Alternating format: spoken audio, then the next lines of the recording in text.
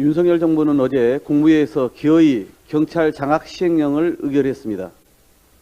저를 포함한 원내 지도부와 행안위원 등 의원 30명이 기자회견을 열고 대통령께 항의 서한까지 전달했지만 아무 소용이 없었습니다. 그토록 강조하던 야당과의 협치, 의회 존중은 의례적 수사였습니다.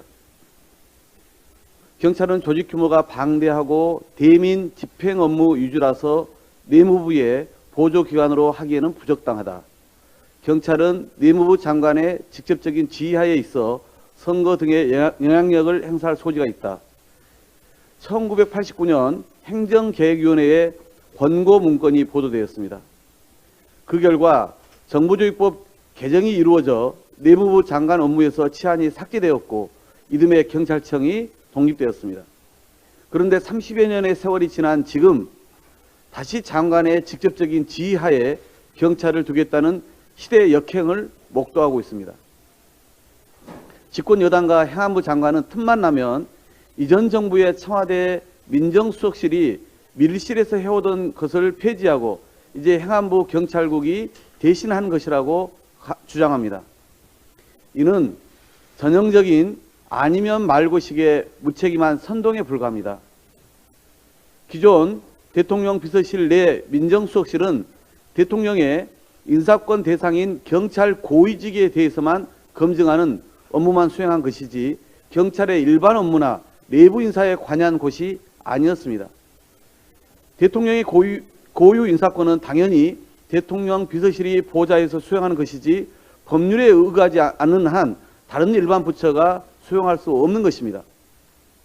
대체 그동안 민정수석실에서 어떤 밀실 인사가 있었다는 것인지 그 실체와 근거를 먼저 밝혀보기 바랍니다.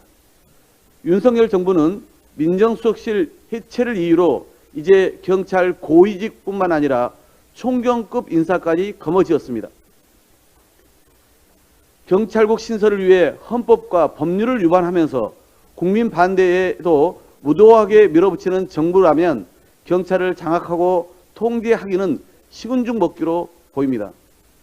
경찰을 12.12 쿠데타 세력으로 규정하며 물의를 일으킨 이상민 행안부 장관의 거짓말은 하루도 안 돼 들통났습니다.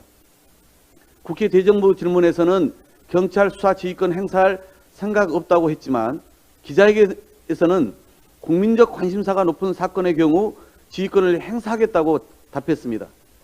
앞뒤가 다를 뿐 아니라 이 장관이 이미 대우조선해양 하청 노동자 파업과 관련해 경찰특공대 투입을 검토하라고 지시했던 의혹마저 드러났습니다.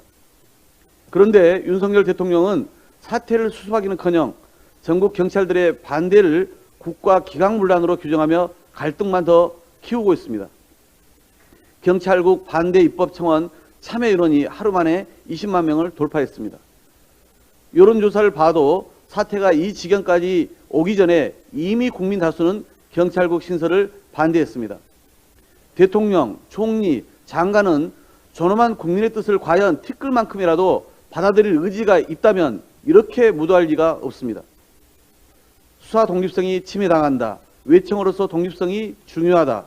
인사권을 빼앗기면 청장이 식물청장이 된다. 바로 검찰총장 시절 윤석열 대통령 자신이 했던 말입니다. 부디 양심을 갖고 돌아보길 바랍니다. 지금 국정운영 부정평가는 60%를 훌쩍 넘어섰고 민심은 갈수록 악화 일로입니다. 복합경제위기에 코로나 재유행 우려까지 경찰 장악하느라 허비할 시간이 없습니다. 윤석열 대통령은 당장 경찰 장악을 중단하고 국민께 사과해야 합니다. 민주당은 국민 여론을 수렴하고 당의 총의를 모아 국회 입법권을 무력화하는 시행령 통치를 바로잡기 위해 모든 대응 방안을 강구하는 것과 함께 이상민 장관에 대해 책임도 분명히 묻겠다는 말씀을 드립니다. 이상입니다.